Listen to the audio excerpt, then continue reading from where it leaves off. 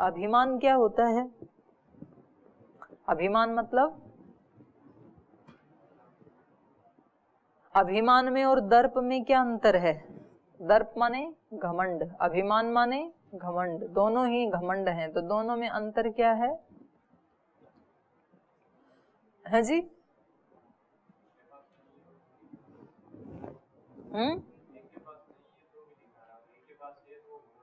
नहीं नहीं, वो दर्प है। माइक लेके बताओ। जो दर्प होता है उसको जो बाह्य वस्तु या सांसारिक चीजों पे व्यक्ति अहंकार करता है, और जो अहंकार है अहंकार नहीं, अभिमान, दो शब्द हैं, जी। दंभो दर्पो अभिमानश्च। अभिमान क्या होता है? अभिमान जो है वो अपने अंतर के जो अंदर का है शरीर के ऊपर, यानी कि जो मन में ठीक बोल रहे हो, ठीक बोल रहे हो, बोलो। जो मन का विचार है और नहीं ऐसा होता है, फिर भी हम उसको प्रकट करते हैं कि मैं ना ना, नहीं नहीं है उसके अंदर, नहीं है, वो तो केवल दंभ में आ गया। दंभ मतलब दिखावा। आप बोलो। इधर माइक दो ना, इनको बहनों को माइक दे दो भाई, एक ही माइक है क्या? बोलिए, आप बोलो।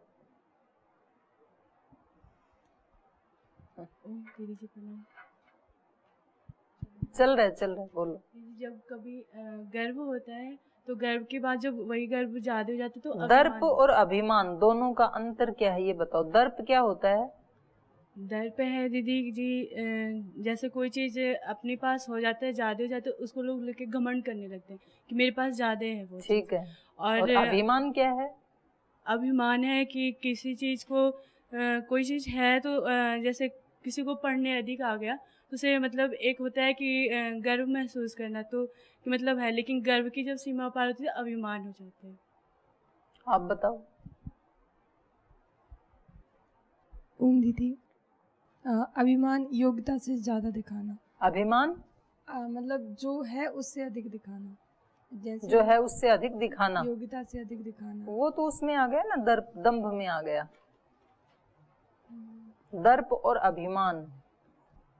हाँ दीदी, शारीरिक बल का और सामर्थ्य का मतलब ज्यादा, मतलब उसका मतलब दिखाना कि मेरे में इतना सामर्थ्य है, मैं इतना, वो क्या है? वो अभिमान है। अच्छा, और ये दर्प क्या है?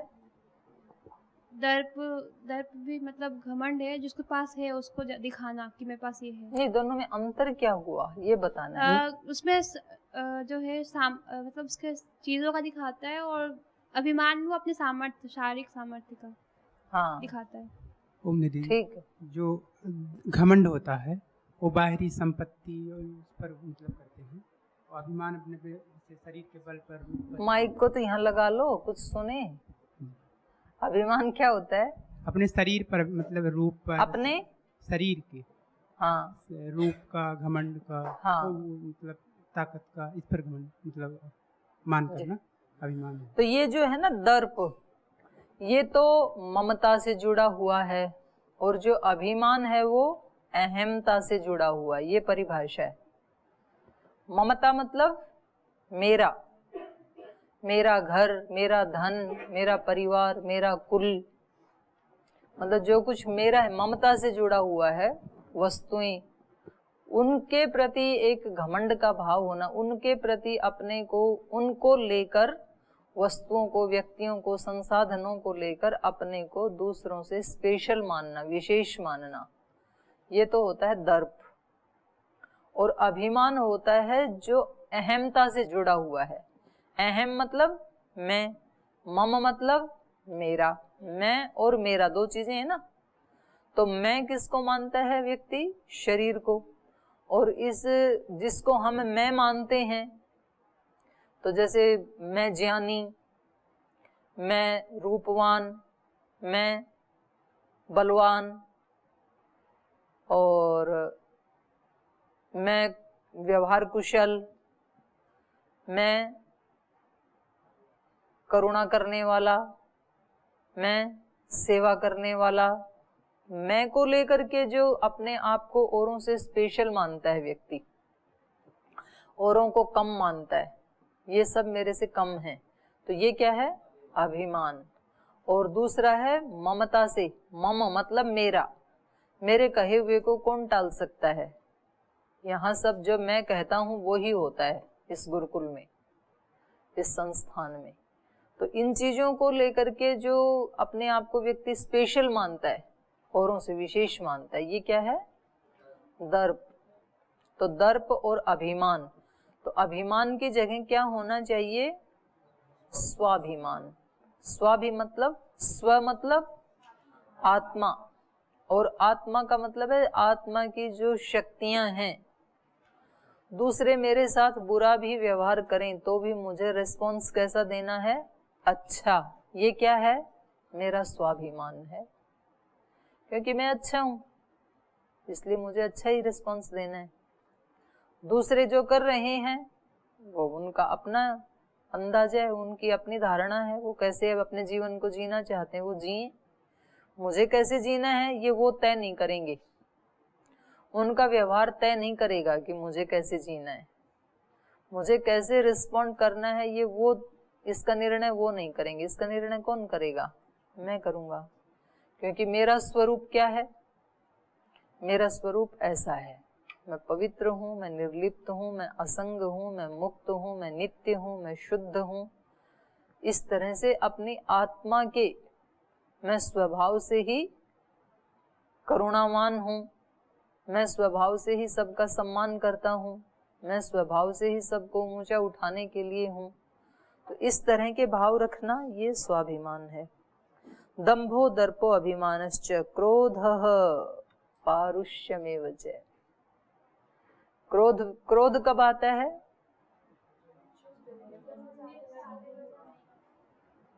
क्रोध आता है जब स्वार्थ की पूर्ति नहीं होती है।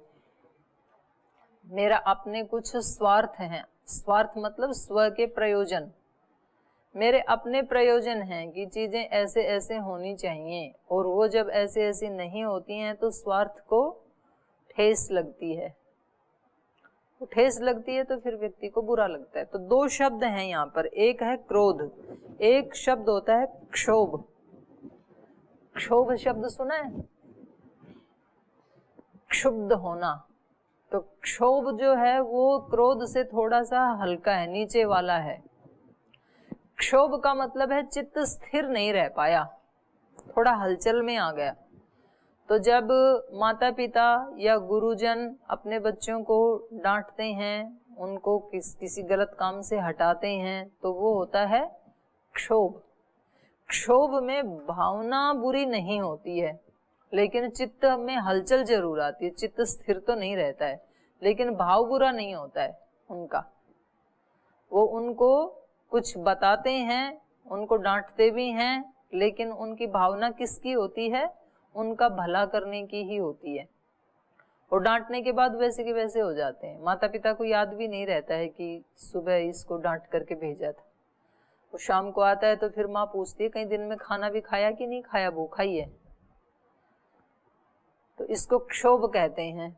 और क्रोध वो होता है कि जिसमें अपने स्वार्थ आदि को ठेस लगने से व्यक्ति अपना होश हवास खो बैठता है, और अंदर से उसका भाव ही होता है कि इस व्यक्ति का बुरा करूं, इसने मेरा बुरा किया, इसने मेरे स्वार्थ को ठेस पहुंचाई, इसने मेरे सम्मान को ठेस पहुंचाई, इसने मेरे धन को ठेस पहुंचाई, मेरे परिवार को कुछ नुकसान इसने किया, तो मैं भी अब इसको छोड़ूंगा नहीं।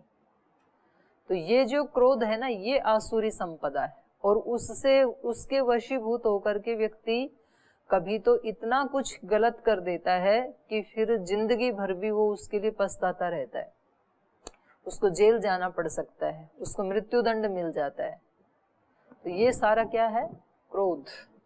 तो क्रोध में आकर के कभी हिंसा कर सकता है, वो कभी बहुत बुरा काम कर सकता है, समाज की हिंसा कर सकता है, अपने परिवार की कर सकता है, मर्यादाओं की हिंसा कर सकता है, अपने गौरव सम्मान की हिंसा कर सकता है। मतलब जो एक ऊंचे कुल में वो था और गुस्से में आके कोई ऐसा काम किया कि सदा सदा के लिए कुल कलंकित हो गया, मूढ़ता में आके, क्रोध में आकर के।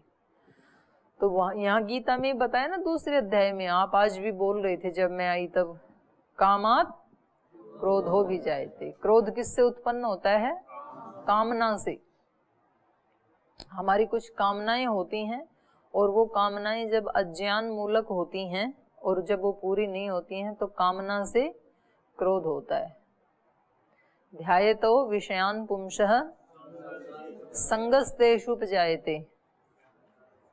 पहले ध्यान करता है ये उनके बारे में, उस विषय के बारे में, और फिर उनके साथ आसक्ति हो जाती है ध्यान करने के बाद, और संग होने के बाद फिर कामना उत्पन्न होती है। कामना उत्पन्न होती है कि उसको प्राप्त करूं। पहले किसी चीज का चिंतन करता है, उसको विजुअलाइज करता है, फिर उसमें प्रीति हो जाती है, संग आ जाता, आसक्ति हो जाती है, फिर कामना होती है कि उसको लूं मैं, उस फल को पकड़ूं, तोड़ूं, और फिर काम से वो जब मिलता नहीं है तो कोई बाधा बीच में आती है तो क्रोध उत्पन्न हो जाता है। और क्रोध से क्या होता है? फिर मूढ़ता आ जाती है, सम्मोह। फिर उसको अच्छा बुरा नहीं सूझता है। जब क्रोध आता है ना तो व्यक्ति को अच्छा बुरा सूझता नहीं है कि मेरे लिए ये अच्छा होगा, या समाज के लिए, कि राष्ट्र के लिए, धर्म के लिए, उसको नहीं सूझता है, मूढ़ता आ जाती है। और मूढ़ता आते ही क्या होगा? मूढ़ता पहले कहाँ अटैक करती है? स्मृति का नाश करती है। सम्मूढ़ होने के बाद स्मृति विभ्रम, भ्रष्ट हो जाती, बुद्धि भ्रष्ट हो जाती है, और स्मृति भ्रंशात बुद्धि का नाश हो जाता है। बुद्धि नाशात, जिसकी बुद्धि चली गई तो उसके पास बचेगा क्या फिर? इसलिए चारों वेदों में सबसे सर्वश्रेष्ठ मंत्र कौन सा है? गायत्री मंत्र। चारों वेदों का सार कौन सा मंत्र है? और गायत्री मंत्र का भी सार क्या है? धियो यो नः प्रचोदयात्। ओम तो सभी मंत्रों के शुरू में लगता है, गायत्री मंत्र का भी सार है धियो यो नः प्रचोदयात्। हमारी बुद्धि को आप सत्मार्ग में लगाते रहना, क्योंकि बुद्धि यदि ठीक है ना तो सब चला भी गया ना, आपका धन चला गया, आपका सुयश चला गया, आपका स्वास्थ्य चला गया, और बुद्धि लेकिन ठीक है तो सब कुछ वापस आ जाएगा। और यदि बुद्धि चली गई ना, बुद्धि भ्रष्ट हो गई, तो आपके पास कितना भी कुछ क्यों ना है वो सब आप लगा देंगे ठिकाने, वो सब आपके विनाश का ही कारण बनेगा यदि बुद्धि नहीं है तो फिर। तो इसलिए यहाँ पर क्रोध को क्या कहा? आसुरी संपद कहा। पारुष्यम, पारुष्य मतलब कठोरता। कठोरता क्या होती है? कठोरता अनेक उसमें देखी जाती है। शरीर की कठोरता, वाणी की कठोरता, दृष्टि की कठोरता, हृदय की कठोरता, व्यवहार की कठोरता, बहुत जगह कठोरता होती है। शरीर की कठोरता क्या होती है? शरीर की कठोरता क्या होती है? पकड़ के चलता है व्यक्ति ऐसे, तो मतलब उसको देख करके ही दूसरे बेचारे छोटे मोटे हैं वो तो साइड में हो जाएं, भाई आ रहा है साइड में हो जाओ, ऐसे तन के चलता है। तो इसको पारुष्य कहा है शरीर को। तो क्या मतलब ऐसे चलें क्या? ऐसे भी नहीं चलना है। अति मूल्यांकन भी नहीं करना है, अवमूल्यांकन भी नहीं करना है, एक सहज। और नेत्रों की कठोरता, दृष्टि की कठोरता, कभी कभी ऐसी कठोर दृष्टि से देखते हैं ना, जब किसी को दंड देना होता है तो कभी कभी माता पिता ना बच्चे को, जैसे कोई अतिथि आए हैं और बच्चा कर रहा है गड़बड़, तो माता जी कैसे देखती हैं? वो दृष्टि कैसी होती है? पारुष्य युक्त होती है। तो बच्चा वहीं की वहीं खड़ा रह जाता है बेचारा, ऐसे बड़ी ऐसे आंख दिखाती है फिर। तो नेत्रों की कठोरता, दृष्टि की कठोरता, और ये कई कारण से होती है। कभी तो मतलब उसको ठीक करने के लिए वो देखती हैं, और कभी कभी तो किसी के प्रति द्वेष है तो बोला नहीं कुछ भी मुख से, पर जब उधर से निकले तो ऐसे देखा उसकी तरफ, हो गया काम। दृष्टि की पारुष्यता, कठोरता, वाणी की कठोरता, ये तो सुप्रसिद्ध ही है। मतलब कई बार कुछ लोग बोलते नहीं हैं, कम बोलते हैं, और कभी जिस दिन बोला उस दिन ऐसा बोल दिया कि अब जिंदगी भर याद रखेगा व्यक्ति। जैसे काला सांप डस लेना किसी को तो फिर वो जीवन भर याद रखेगा, अगर बच गया तो, नहीं बचा तो छुट्टी। तो कभी कभी किसी की वाणी ऐसा मतलब दर्द दे देती है, ऐसा घाव कर देती है। बोलते हैं ना तलवार का घाव तो भर जाता है, वाणी का घाव नहीं भरता है। उस व्यक्ति को बहुत, इस व्यक्ति को नहीं पता चलता है, लेकिन वो व्यक्ति कहता है कि भूलना चाहता हूँ लेकिन भूल नहीं पा रहा हूँ। उस समय इन्होंने ये बोला मेरे को, ऐसे मौके के ऊपर। तो वाणी का पारुष्य, वाणी की कठोरता, हृदय की कठोरता। कभी कभी हृदय भी कठोर हो जाता है। हृदय कठोर कब होता है? देखा है किसी का हृदय कठोर होते हुए? कब होता है हृदय कठोर? कब होता है?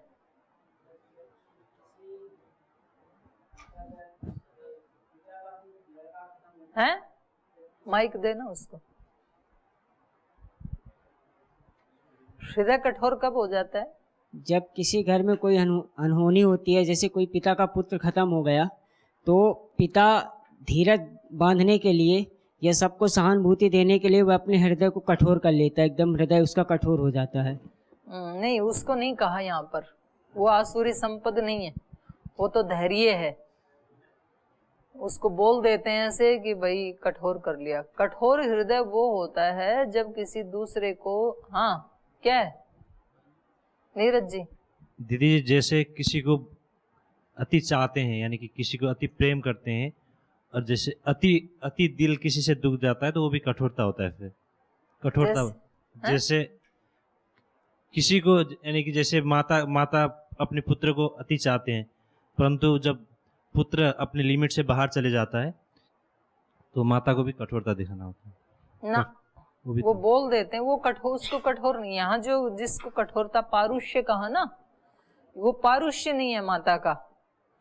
आप माता को छोड़ के आ गए तो उन्होंने अपना दिल कठोर कर लिया। दिल कठोर कर लिया मतलब उनके दिल में पारुष्य आ गया, ऐसा नहीं है। उनका दिल अभी भी मृदु ही है आप लोगों के लिए। वो तो धैर्य है, उन्होंने उसको सह लिया कि भाई अभी वापस आने वाला तो है नहीं। उसकी बात यहाँ नहीं की जा रही। नहीं, कोई नहीं, मैं बता देती हूँ। हाँ आप बताओ। ओम दीदी, जब हमें किसी की अति आवश्यकता होती है तो वो हमारी मतलब मदद नहीं करता। जैसे कि हम बीमार हैं, हमें औषधि की आवश्यकता है, पर वो औषधि नहीं ला रहा हो, और कौन? कोई भी व्यक्ति सामने वाला, हाँ, तो उससे मतलब वो एक कठोरता ही है। हाँ, इसको भी दे दो। दीदी, जैसे हम किसी को पसंद नहीं करते तो पसंद नहीं करते मतलब जैसे किसी व्यक्ति हाँ, को हाँ, पसंद नहीं करते हैं, और प्रसन्न या पसंद ऐसे पसंद पूछ। पसंद हाँ, तो जैसे Like? उसको चोट लग गई या बहुत गंभीर चोट लगी तो भी हम नहीं पिघलते, हम उसकी हेल्प नहीं करते उस टाइम पे, क्योंकि हमें वो पसंद नहीं, कठोर हो जाता है। हाँ, ये हृदय की कठोरता है। किसी दूसरे व्यक्ति को संकट में, कष्ट में तड़फता हुआ देख करके भी उसकी सहायता ना करना, ये क्या है? हृदय की कठोरता है ये।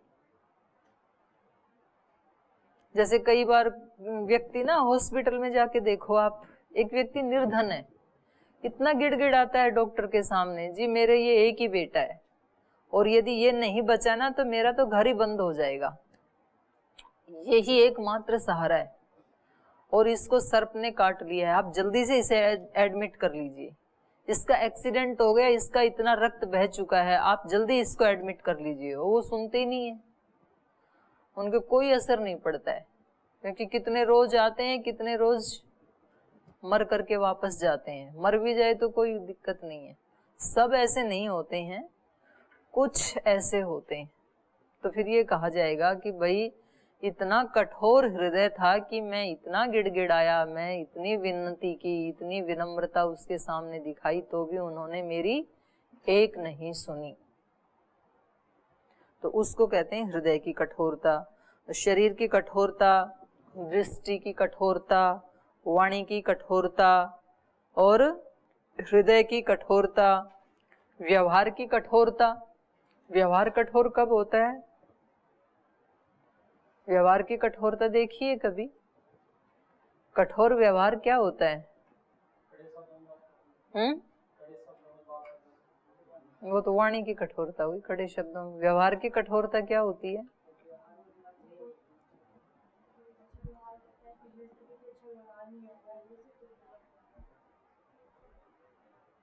और बताओ। हाँ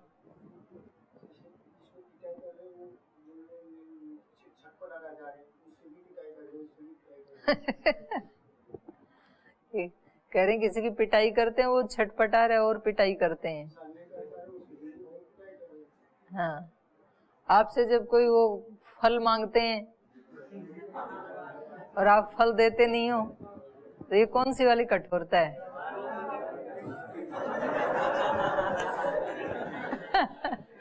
नहीं, ये व्यवहार की कठोरता नहीं है भाई, ऐसे ब्लेम मत करो।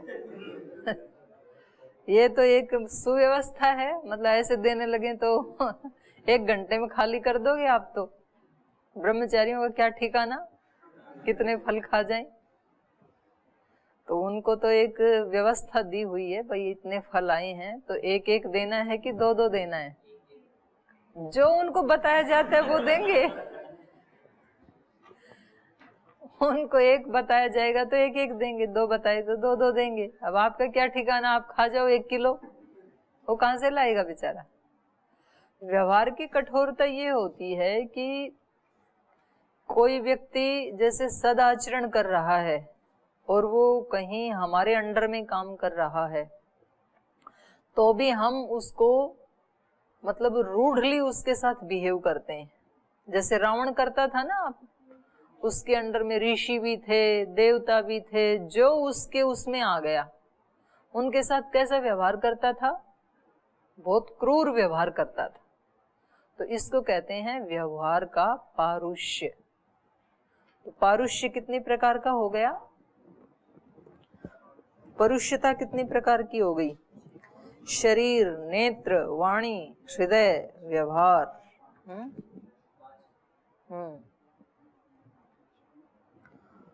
और ऐसे ही क्रोध कितने प्रकार का हो गया? 2 प्रकार का बताया ना, क्षोभ, क्रोध। और जो द्रोह करते हैं वो भी क्रोध का ही एक रूप है। कल परसों बताया था ना मैंने, द्रोह। उस समय तो कुछ भी नहीं बोला, लेकिन मन में एक गांठ बिठा ली कि जब मौका लगेगा इसको बता दूंगा मैं। तो ऐसा अपने अंदर ग्रंथि बिठा के रखना और समय आने पर उसका बदला ले लेना। तो कहते हैं ना भाई, इसने द्रोह कर दिया मेरे साथ। इसके मन में क्या था वो पहले नहीं बताया, लेकिन इसने मेरे साथ जुड़ करके मेरे साथ ऐसा किया। तो क्रोध के कितने रूप हो गए? 3। द्रोह सबसे भयानक, क्रोध थोड़ा उससे भयानक, थोड़ा कम, और क्षोभ उससे थोड़ा कम। उसमें भावना बुरी नहीं होती है क्षोभ में, लेकिन चित्त डोल जाता है।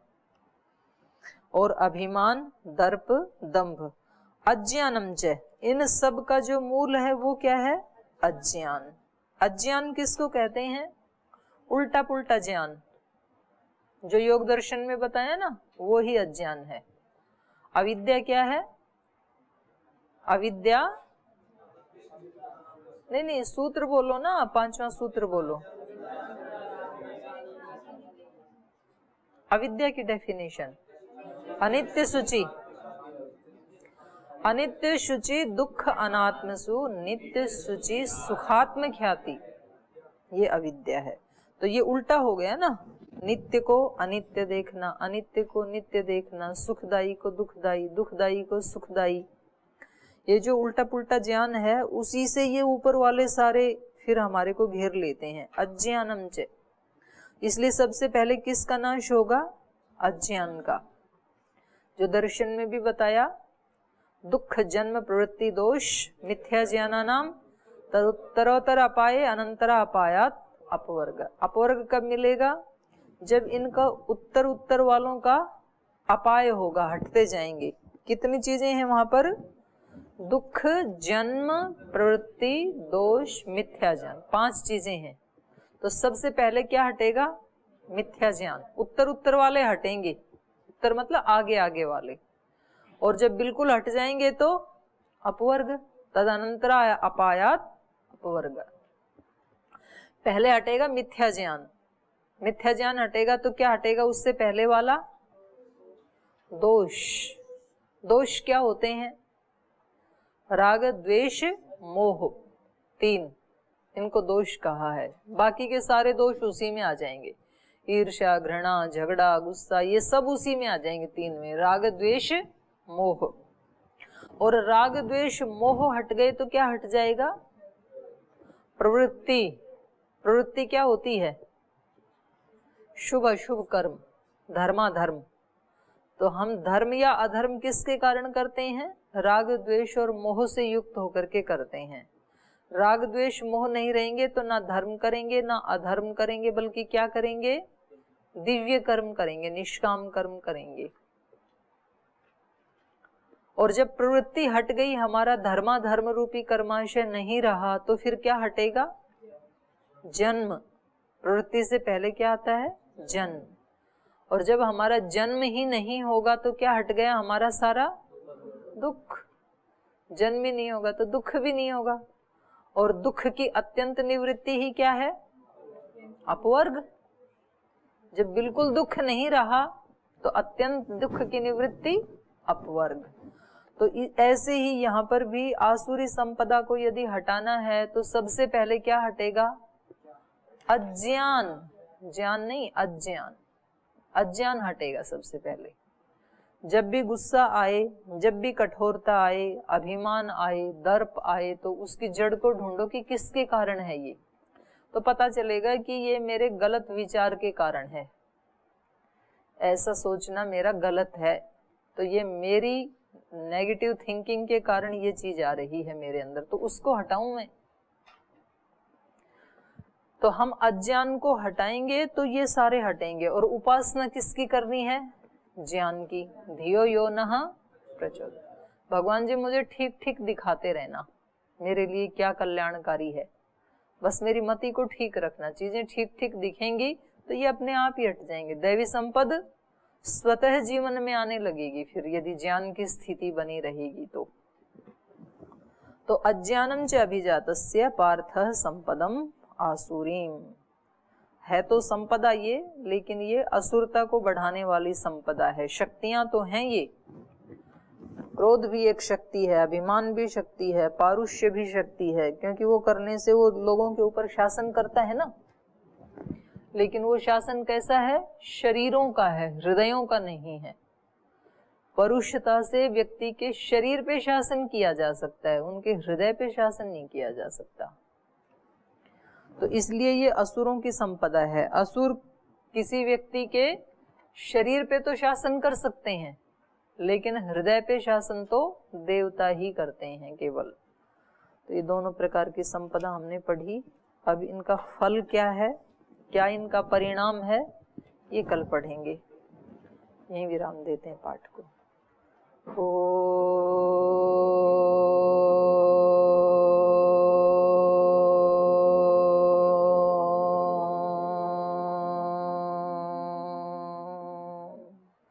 शांति शांति शांति। श्री गुरुभ्यो नमः।